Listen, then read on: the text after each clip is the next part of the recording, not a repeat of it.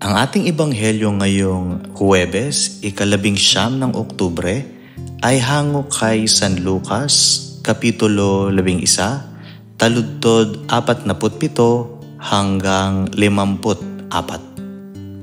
Sinabi ng Panginoon, "Kahabag-habag kayo. Ipinagpapatayo pa ninyo na magagarang libingan ang mga propetang pinatay ng inyong mga ninuno. Sa gayon, kayo na rin ang nagpapatunay na sang-ayon kayo sa ginawa ng inyong mga ninuno. Sapagkat sila ang pumatay sa mga propeta at kayo naman ang nagtatayo ng libingan ng mga ito. Dahil dito'y sinabi rin ng karunungan ng Diyos, magsusugo ako sa kanila ng mga propeta at mga apostol. Ang ilan ay papatayin nila at ang iba namay uusigin. Sa gayon, pananagutan ng salinlahing ito ang pagpaslang sa lahat ng mga propetang pinaslang mula ng likhain ng daigdig. Magmula kay Abel hanggang kay Zacarias na pinatay sa pagitan ng dambana at ng dakong banal. Oo, sinasabi ko sa inyo, mananagot ang salinlahing ito.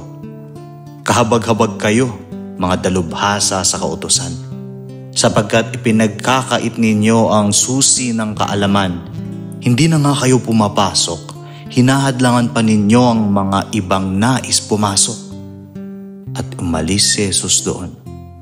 Mula noon, tinuligsa na siya ng mga tagapagturo ng kautusan at ng mga Pariseyo at pinagtatatanong tungkol sa maraming bagay upang masilo siya sa pamamagitan ng kanyang mga salita. Ang mabuting balita ng Panginoon.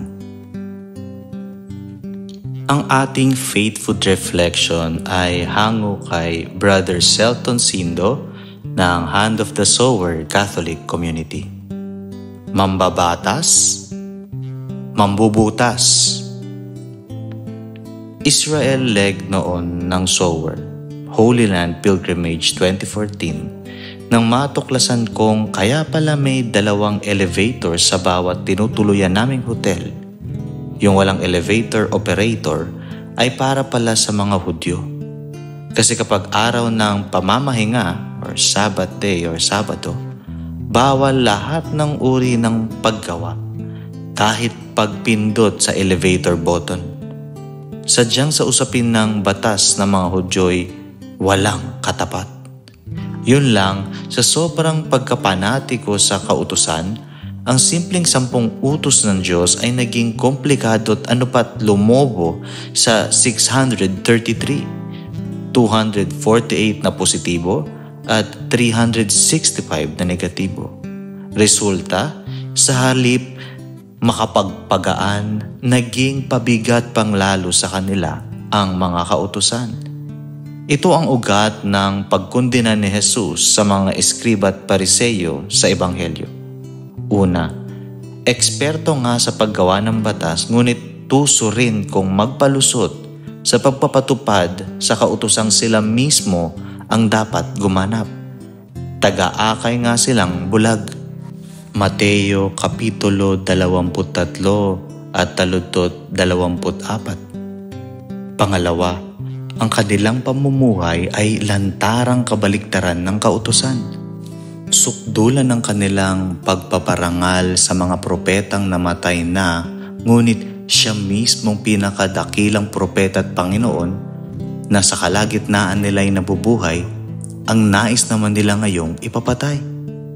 Ikatatlo, ang simpleng batas ay ginawa nilang komplikado upang lalong mahirapan sa pagtupad ang mga tao. Kaya naging marahas ang kanilang reaksyon ng tahasang ipamuka sa kanila ng Panginoon na ang paimbabaw nilang gawang kabanalan ang maghahatid sa kanila sa lalo pang kapahamakan. Totoo nga ang mga taong maraming miserableng hugot sa buhay ay maghahanap pa ng mas maraming maidadamay. Manalangin tayo. Jesus, mapagpakumbabang puso sa aming ihubog upang ang kautosang ganap naming masunod. Sa ngalan ng Ama at ng Anak at ng Espiritu Santo. Amen.